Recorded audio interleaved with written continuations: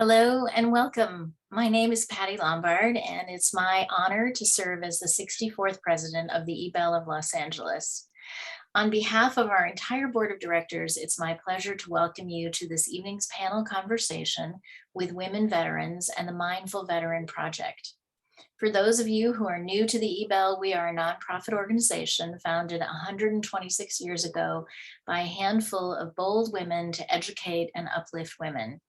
Today, our mission has evolved to advancing all Angelenos through education, arts, culture, and philanthropy. Throughout the year, we present programs featuring some of our finest artists, scholars, scientists, business innovators, and political leaders. We also partner with other community organizations, and through all our projects, our members still work to inspire and empower women, perhaps most notably through the more than 100 years of awarding scholarships to students and providing grants to charities that help at-risk women and children in the Los Angeles community. Tonight, we honor the bold women who have served in our armed forces. We welcome our new partners, the Mindful Veteran Project, and thank them for their leadership in assembling this program. Under the fiscal sponsorship of the prestigious community partners, the Mindful Veteran Project, previously known as the Mindful Warrior Project, is a 501c3 nonprofit organization serving the military-connected population in Southern California. Since the pandemic, MVP has expanded its scope to include participants from around the world using virtual platforms. Their mission is to guide veterans in simple secular practices of mindfulness, empowering them to cultivate their inner strengths, support their own well-being, participate in their own healing process, explore new possibilities, and enjoy the highest possible quality of life, to be free, be well, and be whole in their daily lives. Beyond the core of their mindfulness workshops, their programs connect veterans, as well as active duty guard and reserve members, their families and service providers and caregivers, in endless creative ways to resources and possibilities that dramatically ease the suffering and despair that drive over 22 veterans in this country to take their own lives daily. MVP's work is delightfully creative and out of the box, opening up unexpected possibilities via mindful arts and crafts workshops, wellness days, pop-up clinics, including a vast range of alternative healing modalities, excursions to Dodger games, the Los Angeles Opera, the Laguna Festival of Arts and Pageant of the Masters, April month of military child events, mindful music and movement workshops, service dog shows, and much more. There's special programming for military kids or for women, veterans, spouses, addresses the needs of those often neglected by other organizations, and create a community of care for all those connected to military service. We do more than fulfill, they do more than fulfill and support surviving. They empower those in military connected population to thrive and lead rich, fulfilling lives, which they so deeply deserve. It's now my pleasure to welcome Gail Sofer, the Executive Director and founder of the Mindful Veteran Project. Gail? Thank you so much. I'm really thrilled to be here and to bring this wonderful lineup of women veterans just to connect with the women of the EBEL and their guests.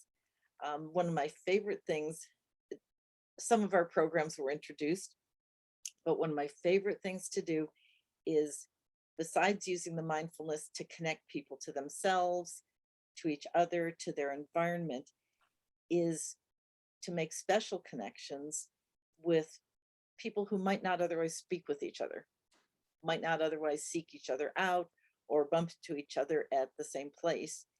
And so this is a great opportunity. It's our first event with the EBEL in between Veterans Day and Thanksgiving, to be able to express some thanks to the women who have served in the US military, whose voices aren't as loud and prominent as the guys are yet, and to hear some really interesting stories, perspectives, and be able to ask some questions. So I hope people know how to use the chat feature in Zoom.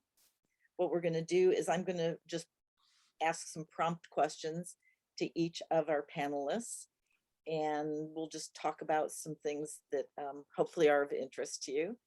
And then I'll be watching the chat to see if there are questions that make this more of a conversation after the more formal part of the presentation. So I'm going to kind of go down the row of people and ask if they would introduce themselves with name, branch of the service that they served in. And I don't want anyone to have to date themselves, so you don't have to say what years you served, but a little bit where, what era of conflict, what your job was in the military, just a tiny bit of background. And we're going to keep every person kind of short and sweet so we can go up and down the row several times and cover a lot of ground. So Michelle, would you like to introduce yourself? Sure, I'm Michelle Hulack-Morrington. I was in the Army. I will date myself. I was a WAC when I joined. I did admissions at Brooke Army Medical Center, moved on to Weed. Then I was a drill sergeant for several years. Reserves, I was EO, and then I was a detachment sergeant. That's my story. And I have to pop in here. Is this what you, is this your stereotype of a drill sergeant, people? We've already smashed one impression. And Cheryl, would you introduce yourself? I'm Cheryl Schaefer, and I served in the Women's Army Corps from 1968 to 1971. That makes me a Vietnam era veteran. My parents were World War II disabled veterans, so I was born at Camp Pendleton, raised in the Marine Corps. So going into the military was natural for me. Long story short, I was trained as a personnel specialist and spent most of my tour at Fort Knox, Kentucky, and then my last 8 months at 97th General Hospital in Frankfurt, Germany. And going into the military was one of the best things I've ever done in my life. Wonderful. And one of our panelists, I think, just joined us is Patricia Jackson Kelly on the Zoom. There's Patricia calling in from San Francisco. So we're doing introductions. Your name. I couldn't resist. I've had a difficult time trying to get in. Oh, sorry. But welcome. So Thank you. This is just our brief introduction. Your name, and with Patricia, it's the branches of service in which you served and kind of the role that you played within the military. My name is Patricia Jackson Kelly, and I served in the Air Force, Army, and Navy. And the role that I play, I'm a community advocate. I'm a commissioner for Holly Mitchell, Supervisor Holly Mitchell, Military and Veterans Affairs. And I'm also the American Legion commander for Jackie Robinson Post and the president for the National Association of Black Military Women. Patricia's credentials just keep rolling out. And Caroline, would you like to introduce yourself? Good evening, everyone. My name is Caroline Menjivar, pronouns she, her, hers, and I served in the United States Marine Corps. I served first on active duty, then I stayed on as a reserve. I got out in 2016, and I was a radio operator, 0621, and I got out as a sergeant, the platoon sergeant, a female leading a bunch of young little men. Young little men. They were like 18, 19-year-olds, so definitely kids. Thank you. And Kathy Cash, would you introduce yourself? Good evening, everyone. I'm Dr. Kathy Cash, U.S. Army veteran. I served post-Vietnam storm at Fort Hood, Texas. I was a food service specialist, which is the second most important position in the military, right behind payroll. People wanted to make sure they got paid and people wanted to make sure they ate. And so currently, I pastor a congregation online here in Los Angeles, and I work for the VA as a peer support specialist, where I'm continuing to advocate for my fellow veterans and support them with resources from the community. Wonderful, thank you, Kathy. And Christine, is your internet connection holding? Are you still with us? I am, for at the moment, we're here. Good evening, and thank you for the invite. And I'm always honored to be surrounded by a bunch of amazing women and my fellow mentors and role models here with the Lady Vets. So my name is Christine. I served in the Air Force for 24 years. Active duty, I'm just coming up on my retirement date of 10 years, and I can't believe how fast it went.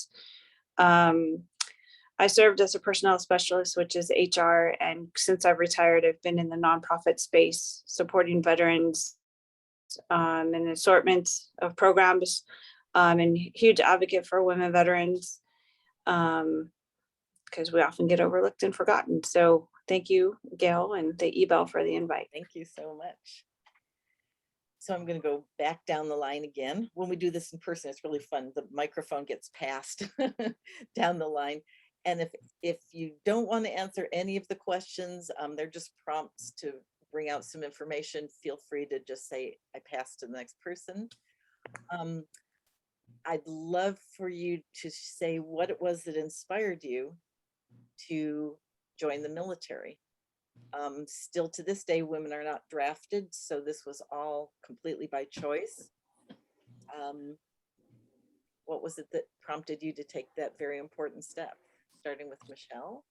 I always thought that I was going to join the service. It was just the way I was going to go. And I felt like I belonged when I got there. I actually was going to join a different service. And I walked into the office, and I don't think the guy ever took his feet off the desk. So I walked across, and the Army gave me, I think, a t-shirt and a mug, and I joined. But I agree. It was the best decision I ever made. I was honored to be with people. And Patricia, what Yeah. inspired you to Yes, I would love to say it was the love of my country that I decided that I wanted to go into the military. However, it was not, it was an opportunity to get away from my ex-husband in New York, and I could not afford to move on my own. So the military was a way of transportation out of New York into a better life for my son, who was 8 years old at the time, and myself. Wonderful. And Cheryl? My parents, my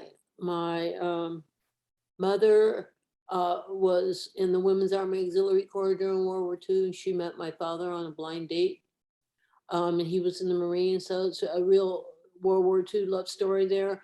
But after their marriage didn't work out, after about 8 years, my mother married my stepfather, also a Marine.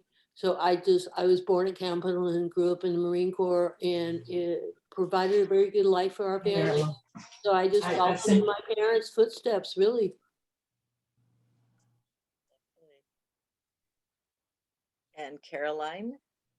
You know, it was never in the books for me. I never thought I was going to join the military. I was gung ho on going to college, and I was training to be a firefighter at the time. But the recession of 2009 put a huge kinker into my plans. And I was like, what am I going to do with my life now? I need to put something on my resume. I've always yearned to serve people. And in high school, I was part of the police academy magnet. And my teacher was a Marine, and he was always talking about Marines are this, Marines are tough. And I was like, I'm tough. I can do this. So that's why I went to the military. And Kathy? It was a fluke. It was a fluke and an answer to a situation. I was ready, I too was ready to move on to do something different. And I happened to be at home, and the telephone rang. So I walked into my mother's house. I walked past the phone rang. I picked it up. It was a recruiter looking for my brother. And my brother wasn't home at the time. So we started talking, and, you know, we all know about the promises that were made to us. So they made all these great promises, and it sounded like, whoo, that's the place where I need to be. So I joined the delayed entry program. And Christine? I think it's both my grandpas and then my dad were in, and my dad always said I could do anything I want. I just needed a plan. And my girlfriend in high school, she's just like, hey, let's go in the Air Force. And I'm like, sure, let's go. And so we still laugh to this day. I'm the only one that left, and we don't even remember why she didn't end up going. But I just went and met the recruiter and came back, and I was like, hey, I got a plan. And my dad was like, what? And I was like, I'm going in the military. And he's like, okay. But just wanted to go see the world and you know, experience some things. And I know this question doesn't apply to all of you, but for those of you who already had children when you enlisted or raised children during the time you were in the military, could you talk a little bit about what that was like from your perspective, and maybe from their perspective in hindsight? We'll start with Michelle, and you can just say pass if. Pass. We had them later. Right, great. Patricia, I know your story is very interesting on this one. Well, my dad was in World War II, and I can remember as a child how impressed I was with his uniform. He looked so sharp and everything. And so I remember running up to him and trying to embrace him, and he kind of moved away. And so I kind of had a negative thought. I had negative thoughts about the military when I was a child. And my dad never spoke anything about his military service, so it wasn't through familial embracement that I was involved with the military. And how was, I know you have a fascinating story about where you were stationed and your son. So what was it like being a mom? It was very challenging because the problem with the military is that you have to have housing before you're allowed to have your dependents. So in most of the places that I went to, there was a waiting list for the housing. So that meant that my son and I were separated for a good part of my active duty time.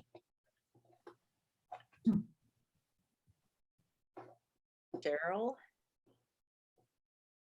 I don't have any kids. My dog, Cheryl's four-legged son is running around on the floor right now. yes, that's exactly what he's doing. And Caroline, I think that's a pass for you as As well. for me, no kids. And we'll go to Kathy Cash.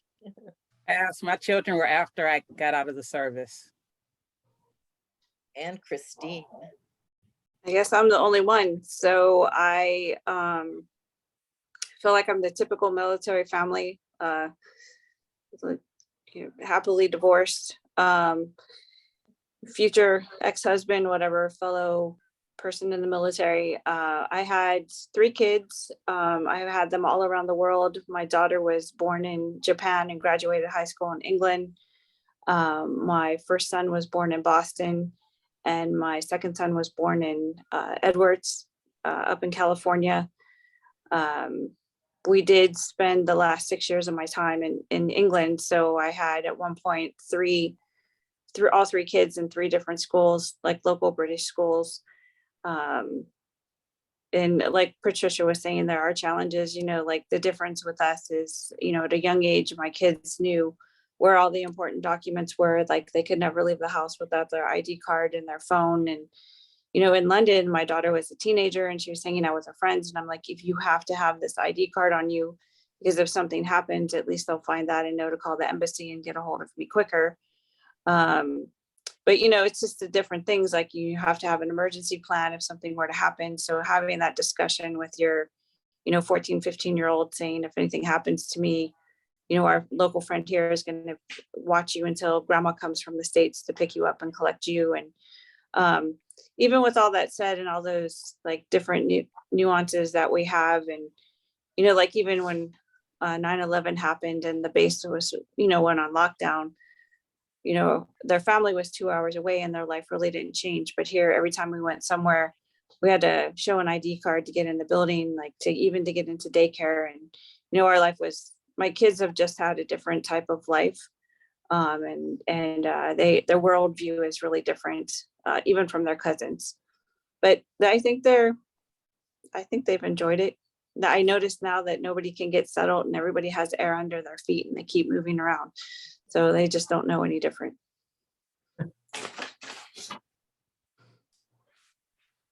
So I'd like to ask, what was sort of the high point of your military service? What's something where you feel like that, the most inspiring thing, the thing where you felt like this is what I enlisted for, where you felt most proud of serving in the US military? I'll circle through my normal track, starting with Michelle. I really enjoy being a drill sergeant. I had males separately, females separately, and together. And I think I made an impact. I enjoyed them. They were great people. I even extended my time as a drill sergeant, but I think that was the highlight of my service. And Patricia? I think the highlight of my career was being stationed in the Azores. I was stationed, the Azores is right outside of Portugal. And I think what was very inspiring about it was see the unique culture that was so different from ours. And it really allowed me to appreciate what I had in the United States when I went to the different areas of the Azores. And if we think that we have poverty here, you should see some of the areas there. So I think that one of the things that that people do not recognize is how grateful we should be for what we have here in this country. And Cheryl, for you? Well, along similar lines as Patricia is I was stationed in Frankfurt, Germany, and I learned to drive in Europe. And so I got to go to England, I got to go to Paris and Brussels a couple of times. And really, one thing about being in the military is it does increase your worldview, because you do see how other countries and cultures are, and it really that's one of the pluses of being in the military. You never know where you're going to end up next. And I traveled when I was growing up in the military. We spent most of our time in the United States, but when I was in the Army, being able to go to Europe and seeing the after effects of World War II and still some of the damage from that when I was stationed in Frankfurt, to see that, to be part of history, to see the history you read about in high school, and to be there where it happened, that's pretty awesome benefit from living a life in the military. And Caroline? There are a couple for me. The first one, my proudest moment I started is when I received my Eagle Globe and Anchor in my hand. Marines have to do a crucible, and it tests you mentally, physically, and you're finished after like no sleep. You're coming back on this hump. And this day was raining. I went during winter to boot camp, and my drone instructor puts the EGA in my hand, and I'm just crying. I'm like, I can't believe I made it 3 months of this, right? So the second highest was I served during the first 2 years of Don't Ask, Don't Tell. I'm a queer woman, and I had to hide myself. And then when Obama repealed Don't Ask, Don't Tell, and I was able to come out to my Marines, and I felt like this huge burden lifted, and I felt so proud to officially be serving my country as my true authentic self, 100% of Caroline Menjivar. So that was an absolute high for me. And then finally, it was when I was promoted to be platoon sergeant. You know, not a lot of women are in leadership positions, you know, because there's not a lot of women mentors out there to guide you. But I was thankful to have some very awesome male mentors who guided me to take over their spots. So I would say those are my 3 highest moments. Wonderful. And Kathy? Was when I graduated from basic training. Because going into basic training, my biggest challenge, I had 2 challenges: running and scaling the wall in the obstacle course. So I was able to accomplish both of those. And that let me know that I can do anything in quote unquote, this man's army. And so when I ended up at my permanent party station, my permanent duty station, I had that I can do anything feel, because I accomplished those things in basic training. And Christine? It's kind of a tough one because I guess just being in for so long, what I guess my highlight and my takeaway and what I appreciate the most is the people that I met along the way, and knowing that I still today have friends all over the world, and you keep in contact. I still in touch with some of the people I went to basic training with, and just knowing that you have a whole new family that was created through the military. So that's I guess my biggest highlight from my time in service. And this is sort of, you can go either direction with this one. I love hearing the sort of the silliest and the goofiest stories of things that happen that you just shook your head over. It's just like, where in the world did that come from? What planet am I on? I was expecting things to be like this, and it turned out this way.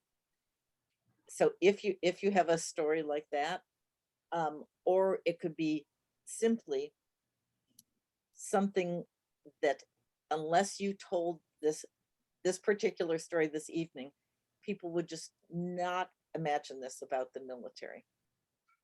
So it's a little bit of an interesting one. Michelle, we'll start with you. I know it's a little off subject, but it's really funny. When trainees first show up, they're given something like a smart book, and they're to study that smart book. And so one of the things that was said is that if you don't have a poncho, you're to take a trash bag and use a trash bag. So we're walking around and we see this kid come up and he's got a trash bag over his head with trash still in it. And he forgot to cut out a place for his eyes. I know it's off subject, but it was so funny. I'm sorry, I regress. No, I love, that's exactly But what. they're so sweet. You know, they come in from all over the world, and you see all kinds of backgrounds when you're in the service. You meet people that you would never meet before, and they have one thing in common, and that's to serve their country. But it was just really funny. I'm sorry. No, I love it. No apologies. Patricia, how about you?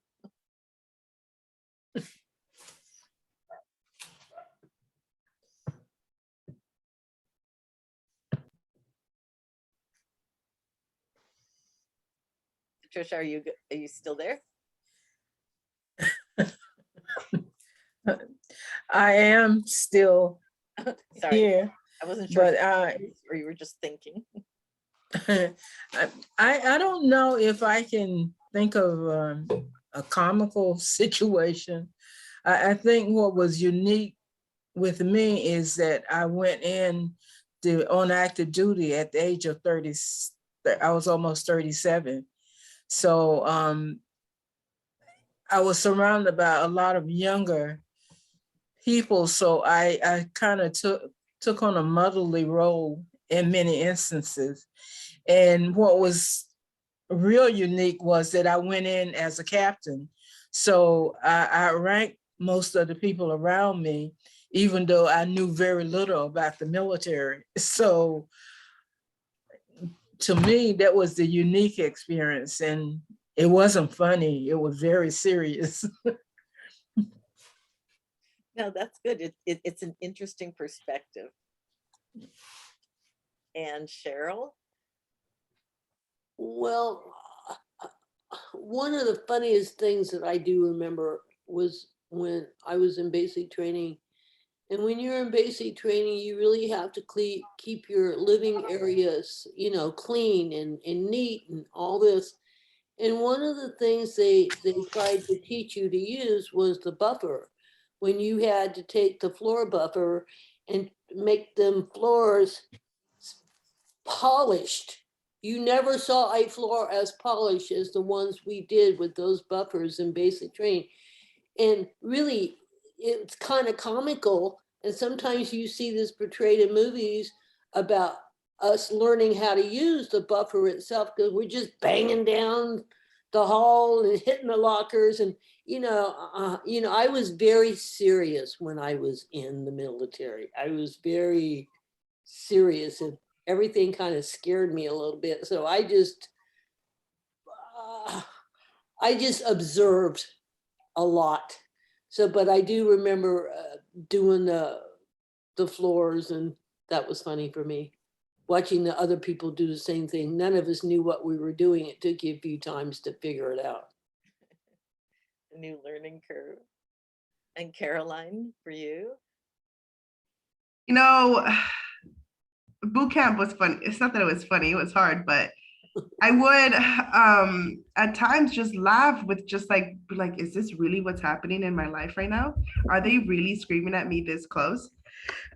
So I did something funny. I'm allergic to peanut butter, like deadly allergic to peanut butter. And in boot camp, your biggest highlight of the day was going to eat and getting the peanut butter packets, right? The women would bring them back to like store under the bed to like eat in the middle of the night. And I was like, you know what? I'm just gonna grab one too. Like I need a highlight in my day. I remembered what peanut butter tasted like because the allergy was onset in like when I was 19 years old. So I had some, obviously had an allergic reaction, had to be sent to the ER. My drill instructor had to drive me back from the hospital and had to like be nice to me and tuck me into bed because I was sick. So that was funny. Sounds like that one could have been a lot worse. And Kathy? Well, as a food service specialist or a cook in the Army, I was a brigade cook and we served roughly 700 people per meal. So it's 3 times a day. We cooked for 700 people. And on one particular day, we had an inspection. So a general came through. And on this particular day, we fixed, one thing that was on the menu was barbecued ribs. And as a cook, you have a recipe card to do everything by. And that recipe card is a direct order. So you have to do every single thing on the recipe card. Well, the cooks in the kitchen with us, they know how to cook ribs. We'll just say that. They know how to make the barbecue sauce for the ribs. It tastes nothing like the recipe card. So on this particular day, General came through to inspect. He inspected the kitchen. He sat down and he ate a meal. He ate the ribs. And we were in Cook's Mount. We're in formation. As he comes by and he inspects us, and he's still licking his fingers. And he's complimenting us on the meal. And then he says, "But I have to write you up." We're like, "Why? You liked it. You obviously did not follow the recipe card because that was good." So we were written up for that. Oh, that's funny. And I had a similar experience to Caroline. I was born and raised in Los Angeles, the Hollywood sign, born and raised in Los Angeles. There is no weather in Los Angeles.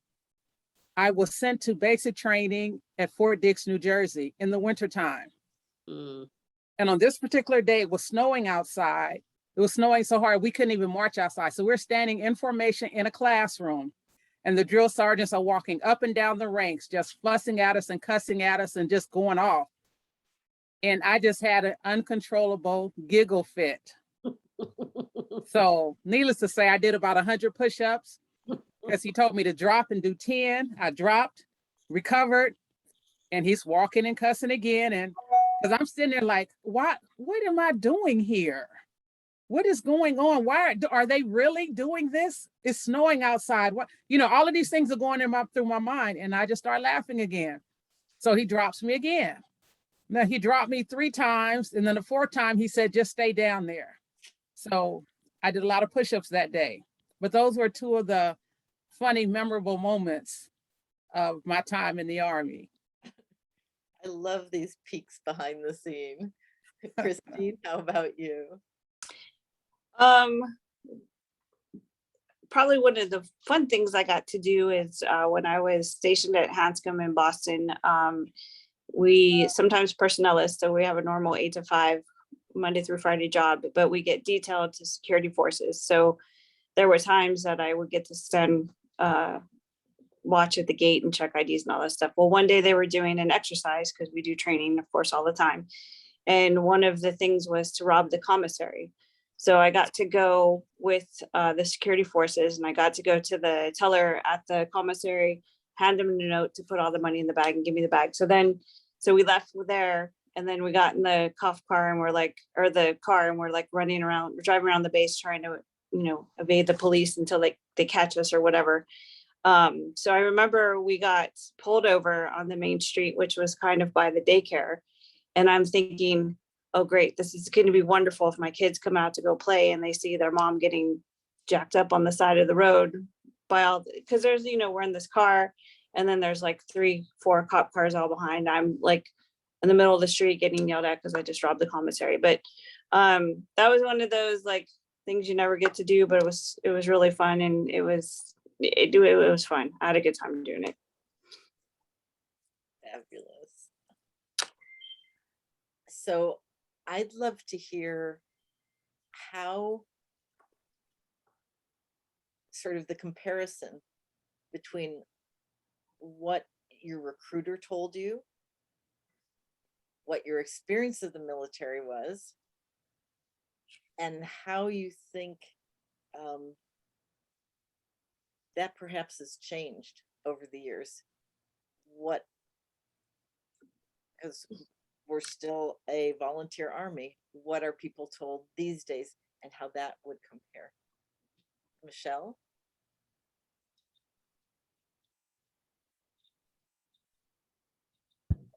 I actually started, I joined as a rigger. And so you're airborne and Fort Benning, you run all the time and you do push-ups, and it's very, very physical and very hard.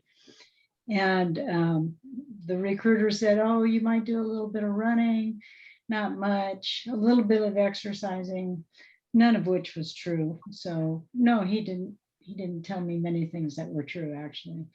Do I think it changed? I've been out a long time. I hope so. We have a niece that went into the service, and she's still in the Army. She's in intelligence. And some of the things she was told was definitely not the truth. But having military in the family, we could talk to her and let her know what was going on. When she was having difficulties with certain people in the Army, she can call us and we could talk her through it. She couldn't disclose to her family about what she was going through. So no, they didn't tell us the truth, but I hope they do a better job of it now. That's my hope. And Patricia? Well, I was told that I would get my choice of assignment, which I did, which I've always wanted to come to California. So I got Travis Air Force Base. But I was also told that I would be assigned to a unit that will be working with children, because all of my previous experience was working as a public health nurse in a well babies clinic and in the community with children.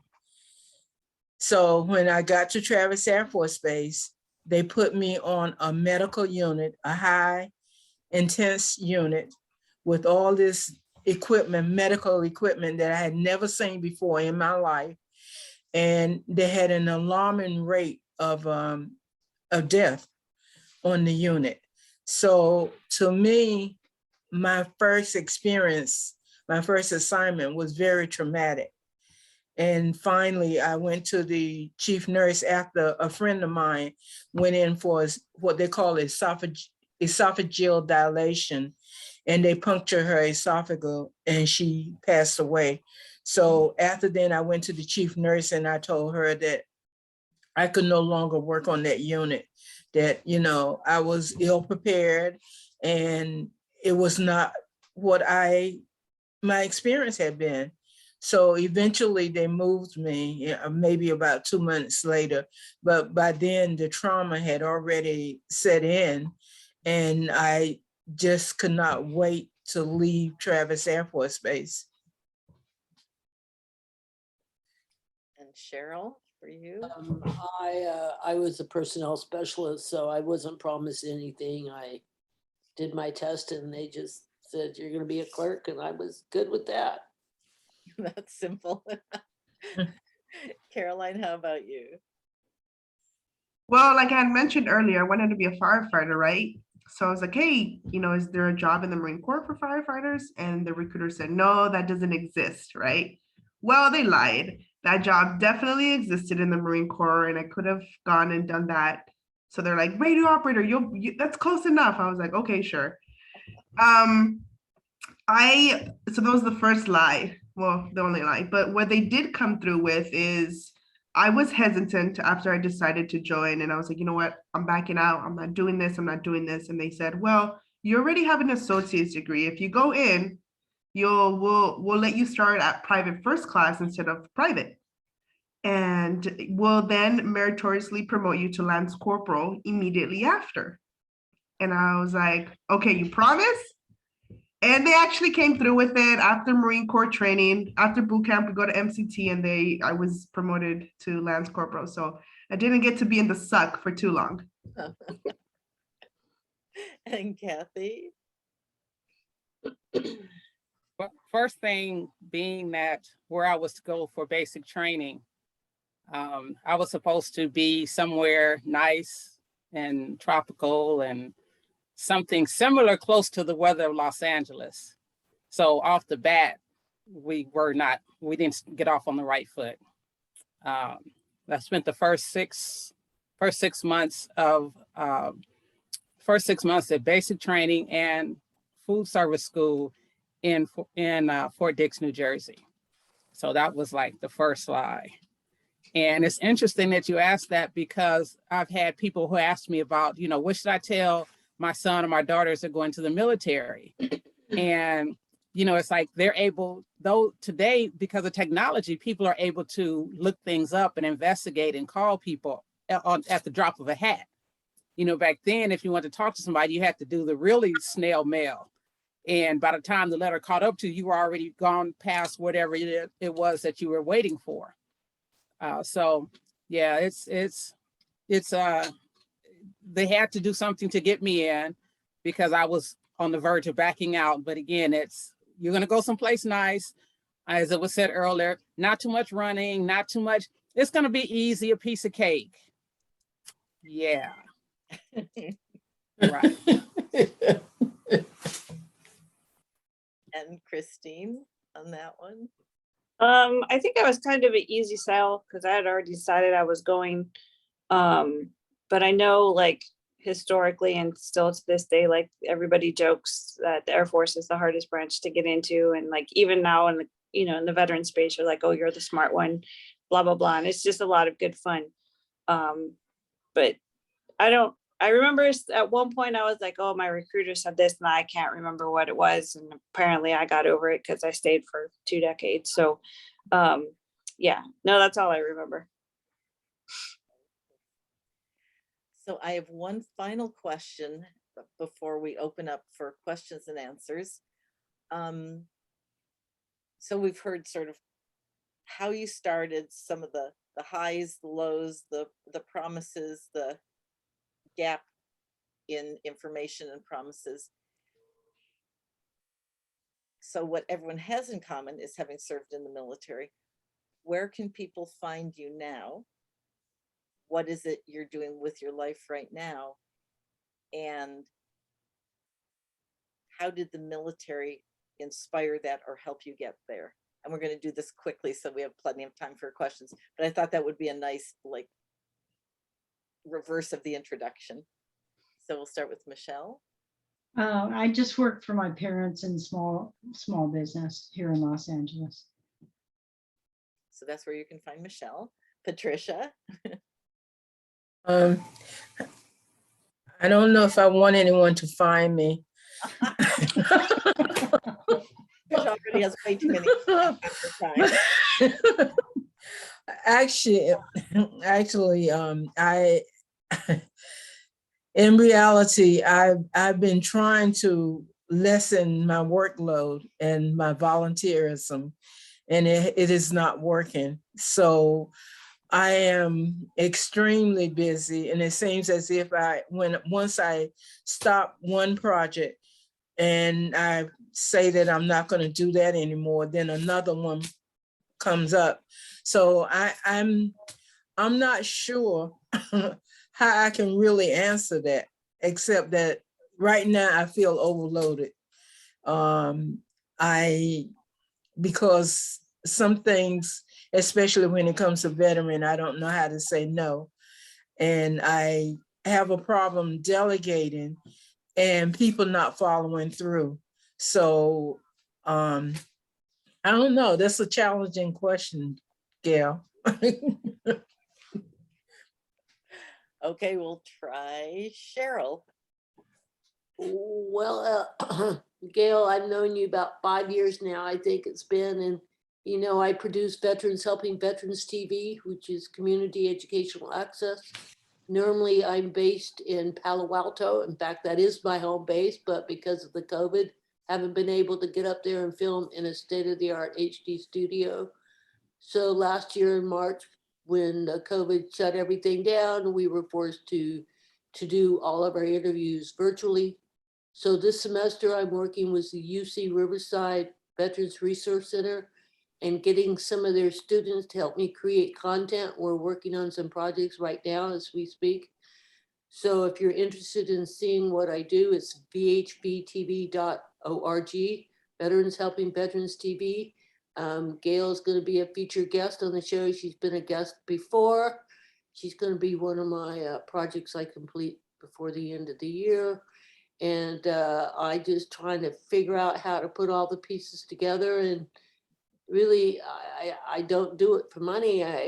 We need money, but I really do it for outreach and to tell women veteran stories, because there's so many incredible women veterans whose stories deserve to be told, because, you know, so I do an interview virtual talk show, and that's what I do now. So thank you. Fabulous. And Caroline? You know, Gail, I've led a life of service, you know, served in the Marine Corps. I worked as an EMT in an ambulance. I've worked in local government. I've worked for Mayor Eric Garcetti, Councilwoman Nuri Martinez. I've led his military and veteran issues, LGBT plus issues. And now I'm looking to serve in a different role. I am a candidate for state senate. So you can see me running for office, looking to represent the San Fernando Valley, the East Valley in particular. And I'm looking to be the only Marine up in Sacramento. There's other veterans, but there's no Marine veterans up there. So I'm looking to be the first up there. And at the same time, I work at a nonprofit here in the Valley where I organize and lead COVID-19 efforts to ensure people get vaccinated in our Black and Brown communities. Kathy? There's a little clue about what Kathy's up to. Just a little bit. So as I said in the introduction, I do pastor an online ministry. And I also use the spirituality in my peer support work. I'm a certified peer support specialist. And what I do is I support veterans with wellness tools, self-esteem, just supporting a veteran in any way they need support. And that also includes researching resources, figuring out the lingo regarding benefits, just whatever the veteran needs and support.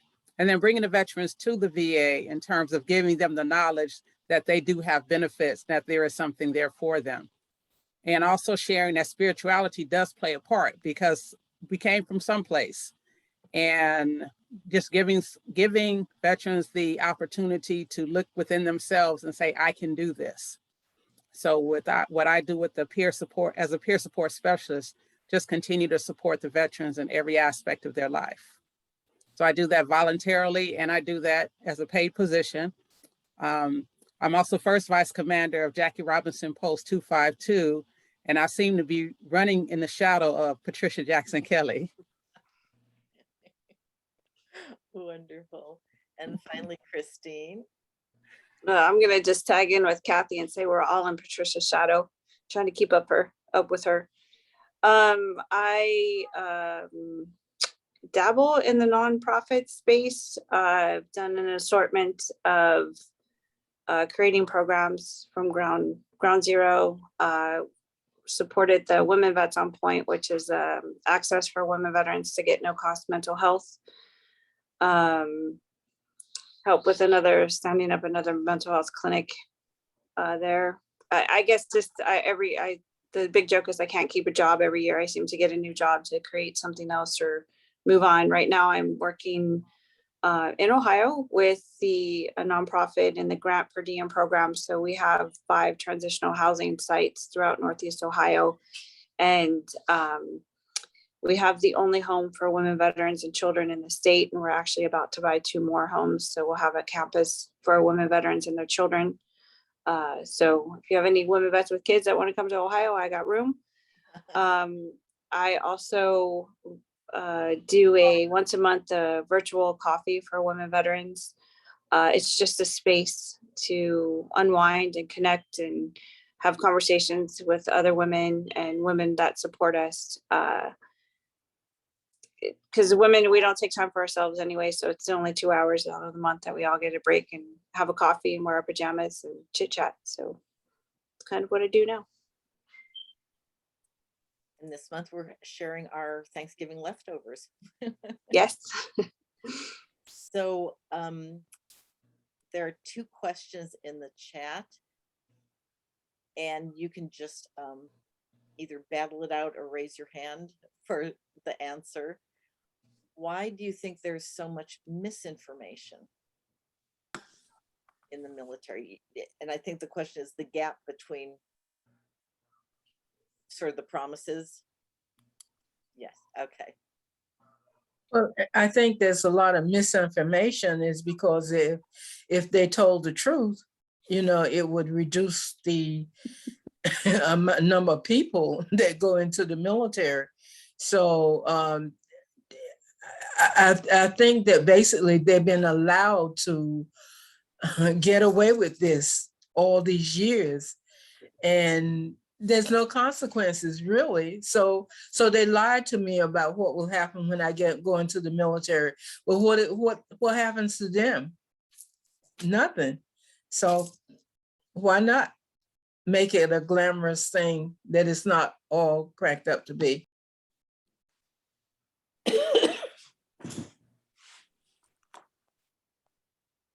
Weigh in on that one. And this is Kathy. I'll say too, I see it as a sales position. They're selling the military, selling the experience. And they're, as I said, I the first time I went in, actually got out and then re-signed up, because what I had going in was better than what I had being out. So that's why I went back in. But I signed up in the delayed entry program based on everything that they said. And then they have to make it sound glamorous, because when I went back to sign up, he said, okay, well, I didn't tell you this part and I didn't tell you this part. So it got a lot more glamorous when I went through the sign up the second time. So had it not been so glamorous, I wouldn't have signed up, or I would have signed up basically under duress, or I would have just had to have my mind made up. I'm going no matter what. So it's a sales position. They have to sell that product. And just like you go to a car lot, the car, as soon as you drive that used car off the lot, it breaks down. But before you got in the car, the salesman was telling you it drives like a dream, 0 to 90 in 2.3 seconds. And you can't even get over 10 miles before it breaks down. Same concept. But I like the fact that, again, that the technology is there for people to actually find out what's going on. Forums like this, groups on Facebook, actually calling veterans, actually talking to people and meeting with people. You actually find out what is real and what isn't.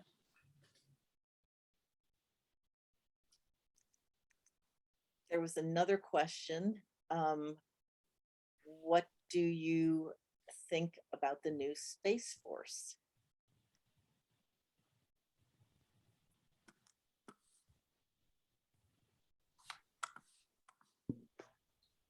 I'm not sure I have an opinion about it yet.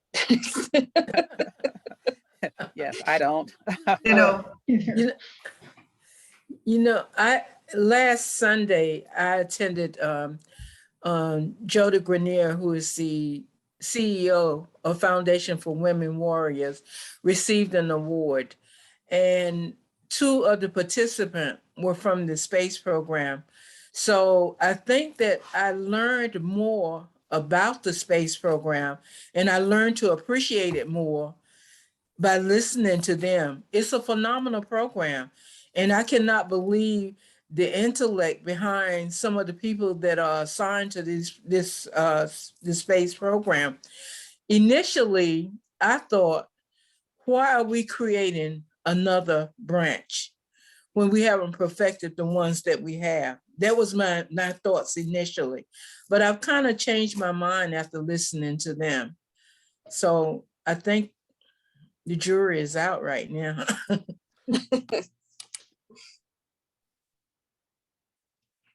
So before I go to one other question, I would like to give a shout out to the non-panelist veterans who are also on this Zoom. guests and members of the eBell. So if you'd like to either raise your hand, put your camera on, I think our Meredith tech behind the scenes will be able to let everyone see you, so we can give a shout out to you as well. Is that Melanie? Thank you so much.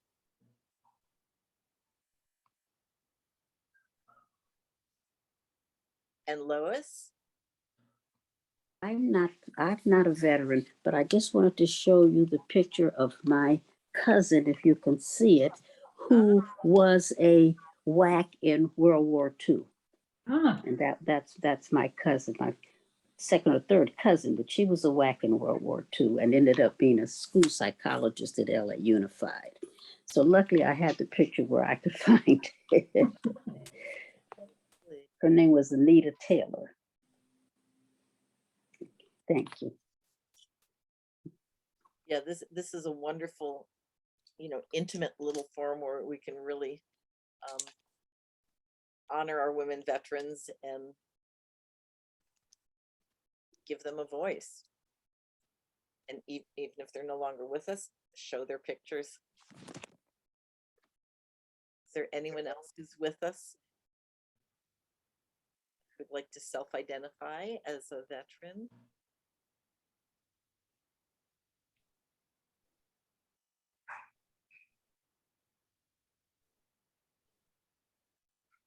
Cecilia, did you want to put your camera on? There you are. Can't hear you. Nope, sorry about that. Yeah, There you here go. I am in my office. I used to like keep my service cap here, but I don't have it at the moment. The only thing I can do for you is this. There you go. That's the best I can do. Cover. That works.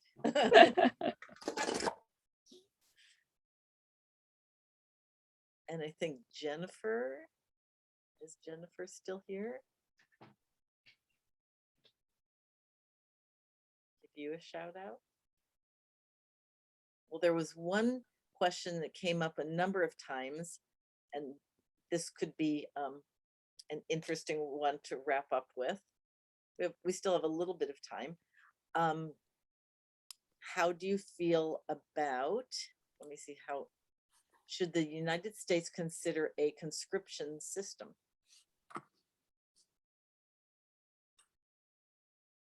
Cheryl, go for it. Yes, because I think one of the best decisions I ever made was to go into the military. So for me, it was a great experience.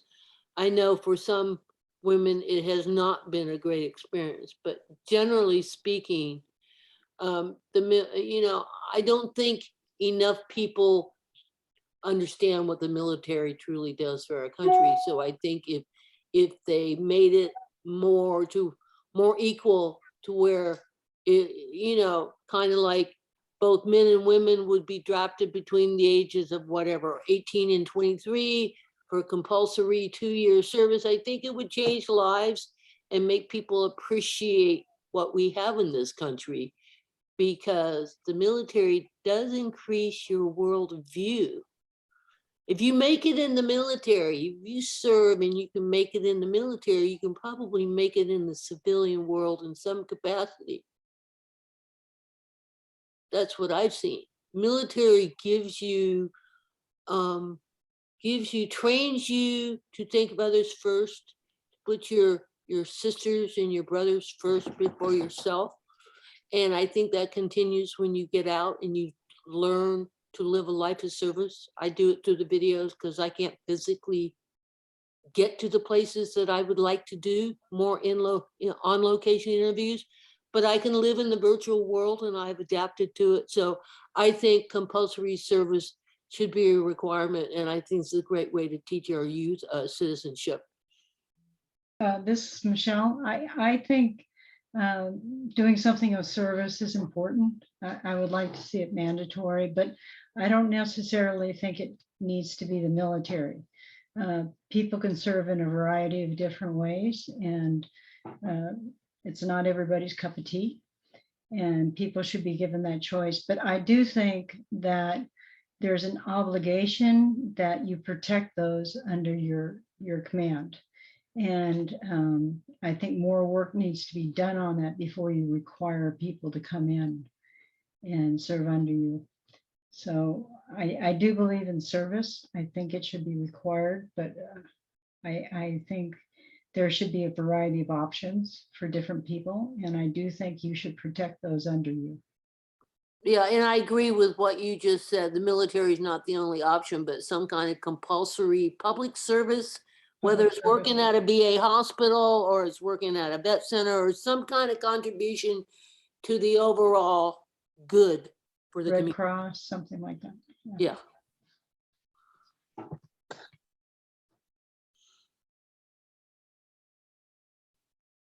Are any other responses to that from the panelists?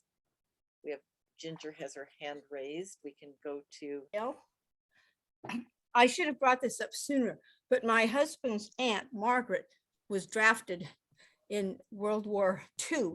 She was a nurse at Stanford Lane Hospital in Palo Alto, and her entire hospital, doctors, nurses, custodians, everybody was drafted. And so she was at every big landing, starting with Normandy, as a nurse, all throughout the war. Wow. And until the very end of it, including she made a trip to Auschwitz when it was over, because she really could not believe that that kind of inhumanity could exist. But it was she had quite a ride. And it was pretty grim, because her job was to, after the battles, was to go out and look for the people, the bodies, or the people who needed care. But I don't know if people realize that during World War II is that they drafted whole hospitals, with all the personnel. So she was an Army nurse. So I'm sorry, Gail. I agree with what was said about that service, because when someone learns how to serve, first you're made to serve, and then you get the good feeling from it. You get the feel goods, and you want to continue serving. So the service, learning how to serve, is what the military brings, and also brings discipline. And oftentimes when you don't know what you want to do or don't know how to do it, I revert back to my time in the military and, looking at the discipline that it taught me. And so I've been a person of service for decades. And then I taught my children. So just being of service, and also the discipline is what the military will bring to anyone as one of the options of something to do, instead of just hanging out and doing nothing and destroying property. Thank you all so much. Even though I know all these wonderful ladies, I learned some more bits of information and background. I hope you found this enjoyable, and just the first in a series of different kinds of workshops and meetings and gatherings that we're going to be doing with the eBell. So I'm going to turn it back over to, I believe, Stacy or Meredith.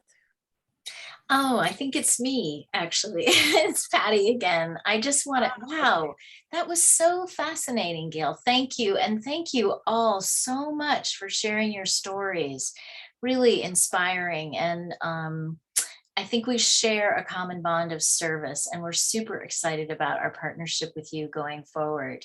I just wanted to thank the Mindful Veterans Project and Gail for organizing this for us. And we invite all of you to learn more about the eBell. New members are always welcome. Our dues are very reasonable, and you get access to wonderful programs like this as part of our eBell community, and you support our mission. We have another wonderful program scheduled with the Mindful Veterans Project early in the new year. On Saturday, February 26th in the morning, we're hosting an in-person screening and panel discussion of an amazing documentary called The 688, a film that explores the history and service of the 688th Central Postal Directory Battalion, the only all-Black battalion to serve in Europe during World War II. You will definitely not want to miss that one. Until then, we've got some other programs scheduled. On December 6th, we have a Zoom lecture with Dr. Rosalie Lopez, a senior researcher at JPL, who's going to talk to us about volcanoes on Earth and in the solar system. You can visit our website for more events, and we're not all business. We do have a holiday luncheon and some fun shopping. So for that part of your brain, we welcome you as well. And I just want to say thank you so much to all of these amazing women on our panel. We have learned so much, and we look forward to continuing another project with the Mindful Veteran Project. Thank you again, and good night, everyone. Good night. Thank you. Thank you.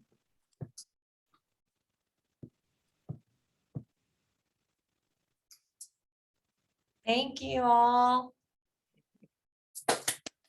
Yay. Thank you. Yay. Happy Thanksgiving, everyone. Good evening.